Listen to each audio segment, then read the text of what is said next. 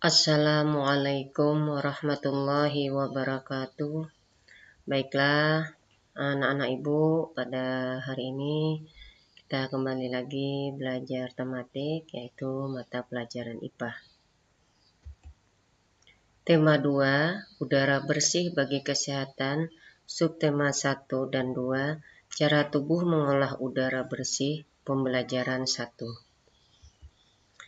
Adapun tujuan pembelajaran, setelah mengamati gambar sistem pernapasan manusia, siswa dapat mengenali pernapasan pada manusia satu persatu dengan benar.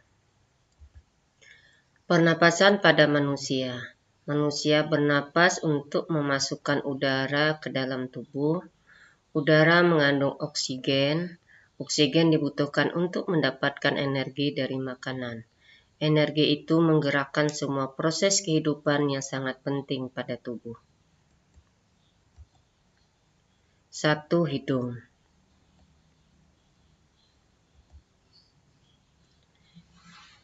Udara masuk melalui lubang hidung ke dalam rongga hidung.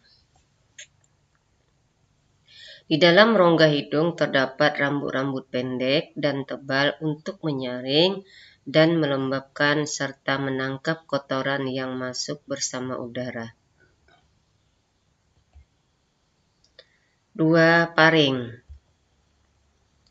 Paring merupakan persimpangan antara saluran pernapasan pada bagian depan dan saluran pencernaan pada bagian belakang. Paring juga berperan dalam proses masuknya udara ke dalam pita suara untuk menghasilkan suara. Paring juga menjadikan manusia mungkin untuk bernapas melalui mulut. 3. Laring. Laring atau tekak atau jakun terdapat di bagian belakang paring. Paring terdiri atas 9 susunan tulang rawan berbentuk kotak. Fungsi laring adalah untuk melindungi saluran pernapasan di bawahnya sehingga mencegah masuknya benda asing ke dalam saluran napas.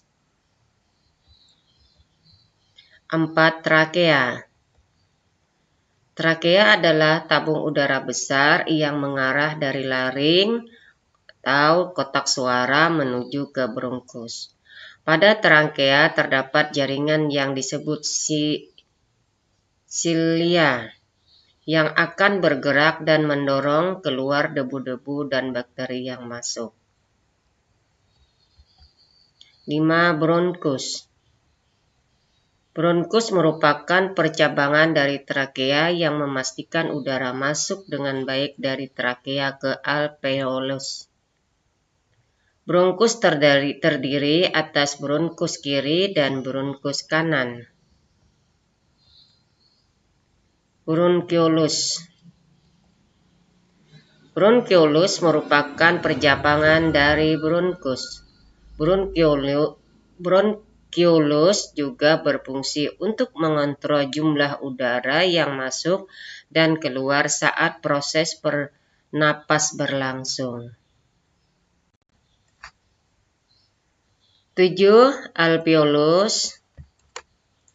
Alveolus terdapat di dalam paru-paru, merupakan tempat terjadinya pertukaran oksigen dan karbon dioksida.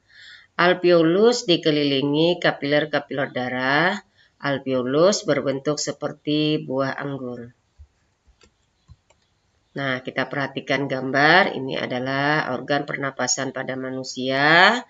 Yang pertama rongga hidung, yang kedua rongga mulut, yang ketiga paring, keempat laring, kelima trakea, paru-paru, bronkus, bronkiolus, dan alveolus.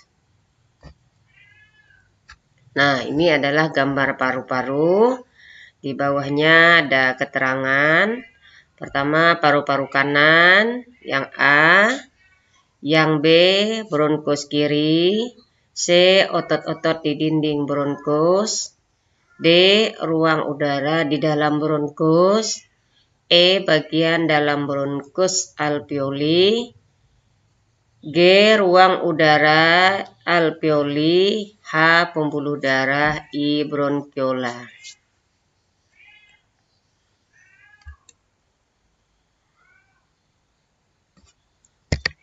Pernapasan pada manusia.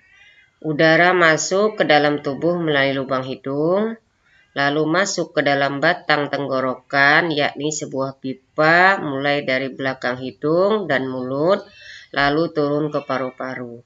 Dari batang tenggorokan, udara masuk ke dalam paru-paru. Di dalam paru-paru, oksigen terserap ke dalam pembuluh darah halus. Sebaliknya, gas karbon dioksida dari pembuluh darah masuk ke dalam paru-paru dan dibuang saat kita mengembuskan napas. Faktor-faktor penyebab gangguan pernapasan. Yang pertama, faktor fisik. Misalnya pada bayi terlahir dini prematur, organ pernapasannya mungkin belum sempurna sehingga memerlukan alat bantu pernapasan. Yang kedua, faktor penyakit. Banyak penyakit menyebabkan gangguan pada pernapasan, misalnya influenza, asma, bronkitis, emfisema, dan kanker paru-paru. Yang ketiga, faktor lingkungan.